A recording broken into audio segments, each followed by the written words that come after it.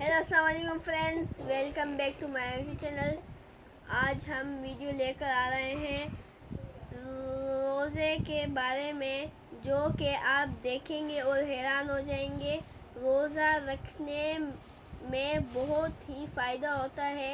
ये साइंसदान देखकर बहुत ही हैरान हो चुकी है। तो अगर वीडियो अच्छी लगे तो लाइक करना और सब्सक्राइब करना, बेल आइकन को प्रेस करना। चलो चलते हैं वीडियो की तरफ। दोस्तों, मैं हूं माजिद मलिक और आप तमाम देखने और सुनने वालों को अस्सलाम वालेकुम। नाज़रीन गिरामी, जैसा कि आप जानते हैं कि रमजान अल मुबारक को खसूसी इबादत का महीना कहा जाता है, क्योंकि इस माह मुकद्दस में मुसलमान रोजा रखते हैं, नमाज तरावी का एहतराम करते हैं, ज़कात देते हैं और एक दूसरे के साथ मेहरबानी से पेश आते हैं। रमजान में रोजा रखने का मतलब सिर्फ भूखा प्यासा रहना नहीं होता, बल्कि सारा दिन भूखे रहकर इबादत करना और अपने रोजमर्रा के मामूलात को खुश असलूबी से अंजाम देना इसका असल मकसद है।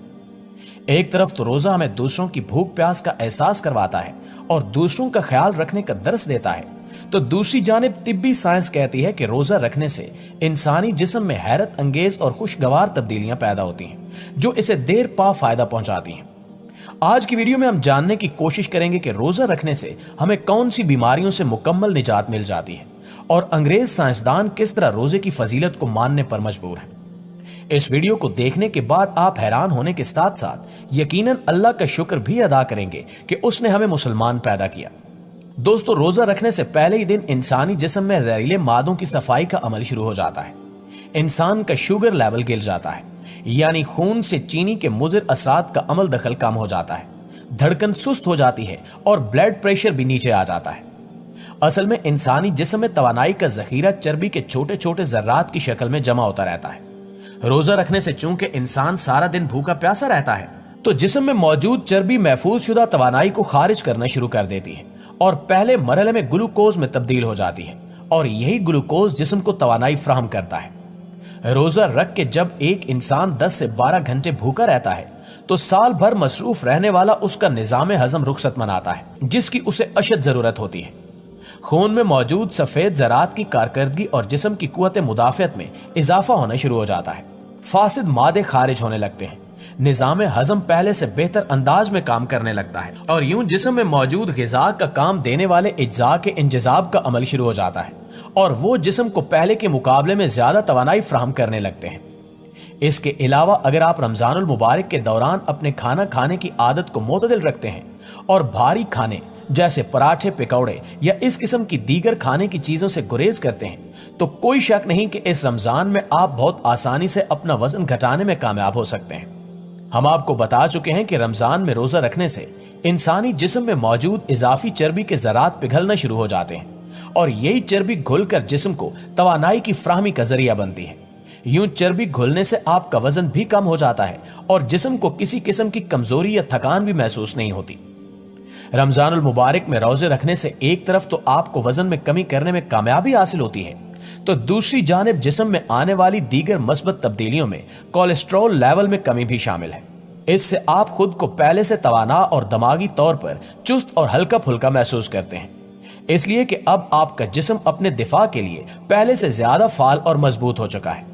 हाल ही में यूएई में अमराज कल्ब के माहिरीन की एक टीम ने एक मुताले से यह नतीजा अखज किया कि रमजान में रोजे रखने वाले अफराद में चर्बी बनने का अमल कम हो जाता है, जिसके नतीजे में कोलेस्ट्रॉल का लेवल भी नीचे आ जाता है, जिससे दिल के दौरे और दीगर बीमारियों का खदशा इंतहाई कम हो जाता है।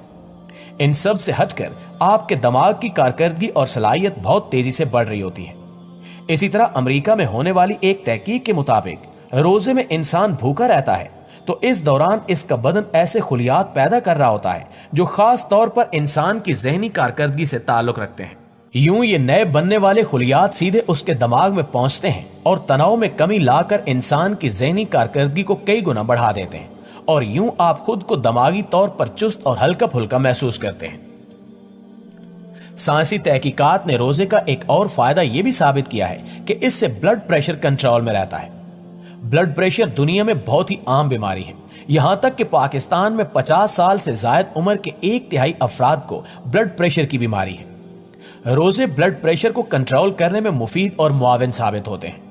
जब इंसानी जिस्म में पानी की मिकदार कम होती है तो ब्लड प्रेशर भी कम हो जाता है, پھر ایسے ہارمون جسم کے اندر خارج ہوتے ہیں جو بلڈ پریشر کو کنٹرول کرنے میں معاون ہوتے ہیں اور اس کو قابو میں رکھتے ہیں۔ روزے کے جہاں اور بہت سے طبی فوائد ہیں، وہاں ایک بڑا فائدہ یہ بھی ہے کہ بعض لوگوں کو کسی قسم کے نشے کی بیماری ہوتی ہے تو روزہ ان کے جسم کے اندر ایسے ہارمونز خارج کرتا ہے جن سے نشے کو قابو رکھنے میں مدد ملتی ہے۔ یہ دیکھا گیا ہے کہ سگریٹ پینے کے عادی افراد رمضان کے مہینے میں بڑی آسانی کے ساتھ اس عادت کو ترک کرنے میں کامیاب ہو جاتے ہیں۔ انسان میں ذہنی طور پر یہ صلاحیت پیدا ہو جاتی ہے کہ وہ نشے کی طلب کو کنٹرول کر سکے اور اس عادت سے نجات حاصل کر سکے۔ دوستو، صرف مسلمان ہی نہیں بلکہ انگریز ماہرین طب و صحت اس بات پر اتفاق کرتے ہیں کہ روزہ ایک طبی معجزہ ہے اور کئی امراض کا قدرتی اور یکسر علاج ہے۔ جیسا کہ آکسفورڈ یونیورسٹی کے پروفیسر مورڈ پال کہتے ہیں کہ اسلام کا مطالعہ کرتے ہوئے جب میں نے روزے کے بارے میں پڑھا تو بہت حیرت زدہ ہوا کہ اسلام نے مسلمانوں کو روزے جیسا تحفہ دیا ہے۔ میں نے اسے آزمایا اور مسلمانوں کی طرح روزے رکھے۔ میں عرصے سے ورم معدہ کا مریض تھا، لیکن روزہ رکھنے سے کچھ دنوں میں کمی ہوئی اور پھر میں مکمل نارمل ہو گیا۔ اس کے علاوہ فارماکولوجی کے نامور پروفیسر آتھر جسیم نے روزہ دار شخص کے معدے کی رطوبت کا لیب ٹیسٹ کرایا، جس سے پتا چلا کہ غذائی متعفن اجزاء جن سے معدہ تیزی سے ایسڈ چھوڑتا ہے وہ تیزی سے ختم ہو جاتے ہیں۔ اس طرح معدے کے امراض میں روزے کے بہت فوائد ہیں۔ معروف زمانہ ماہر نفسیات سگمنڈ فرائیڈ فاقہ کی صورت میں روزے کا قائل تھا۔ اس کا کہنا تھا کہ روزہ نفسیاتی اور دماغی امراض میں بہت مفید ہے۔ روزہ رکھنے والے کا جسم مسلسل بیرونی دباؤ کو قبول کرنے کی صلاحیت پا لیتا ہے اور روزہ دار ذہنی دباؤ اور اعصابی تناؤ سے محفوظ رہتا ہے۔ اس کے علاوہ ہالینڈ کے پوپ ایلف گال کا کہنا ہے کہ میں اپنے پیروکاروں کو روزے کی تلقین کرتا ہوں کیونکہ شوگر کے مریضوں کے لیے یہ بہت مفید ہے اور دل کے مریضوں کو بھی فائدہ دیتا ہے، جبکہ بے چینی اور سانس پھولنے میں مثبت اثرات مرتب ہوئے۔ سب سے زیادہ افاقہ نظام ہضم کی خرابی کے مریضوں کو ہوا۔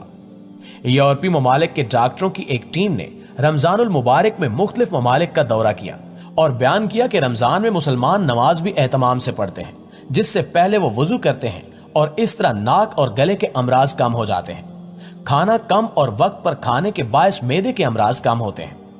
دراصل ماہ رمضان ماہ تربیت ہے کہ کچھ وقفے کے لیے جائز اور مباح اشیاء چھوڑ کر تربیت لی جائے، اس طرح قوت ارادی مضبوط ہوتی ہے۔ انہی طبی ماہرین کا یہ بھی کہنا ہے کہ ماہ رمضان میں نماز تراویح پڑھنے کا فائدہ یہ ہے کہ جسم میں اضافی حرارے استعمال ہوتے ہیں اور موٹاپے سے نجات ملتی ہے۔ ہر رکعت پڑھنے سے 10 اضافی حرارے جلتے ہیں اور بار بار اٹھنے جھٹنے اور بیٹھنے سے جسم کے جوڑوں پر ایک ہلکی پھلکی ورزش سے مثبت اثرات مرتب ہوتے ہیں۔ اور پھر روزوں میں تلاوت قرآن سے نہ صرف دل و دماغ کو سکون ملتا ہے بلکہ یاداشت میں بھی نمایاں بہتری آ جاتی ہے۔ تو دوستو، اب ان معلومات کی روشنی میں جو ہمیں جدید تحقیق اور مستند اداروں سے حاصل ہوئی ہیں، ہم کہہ سکتے ہیں کہ ماہ سیام کے روزے رکھیں اور اپنے جسم کو زہریلے مادوں سے نجات حاصل کر کے تازہ خلیات پیدا کرنے دیں تاکہ آپ کو روحانی سکون کے ساتھ ساتھ جسمانی فوائد بھی حاصل ہوں۔ 15ویں روزے کے بعد آپ دیکھتے ہیں کہ جسم کے سارے زہریلے مادوں کا خاتمہ ہو چکا ہے، نظام ہضم کی مرمت ہو چکی ہے، جسم سے فالتو چربی اور فاسد مادوں کا اخراج بھی ہو چکا ہے اور بدن اپنی پوری طاقت کے ساتھ اپنے فرائض ادا کرنا شروع کر دیتا ہے۔ دماغ اور یاداشت تیز ہو جاتی ہے، توجہ اور سوچ کو مرکوز کرنے کی صلاحیت بڑھ جاتی ہے۔ لہٰذا ہم سب کو چاہیے کہ اس ماہ مقدس کے دوران خود کو رب کریم کی عبادت اور حمد و ثنا کے لیے وقف کر دیں، کیونکہ وہی ہے جو ہمیں ہم سے زیادہ جانتا ہے اور ہر حال میں ہمارا بھلا چاہتا ہے۔ دعا ہے کہ اللہ تعالی ہر مومن مسلمان کو ماہ سیام کے تمام تر روزے رکھنے کی توفیق عطا فرمائے، آمین۔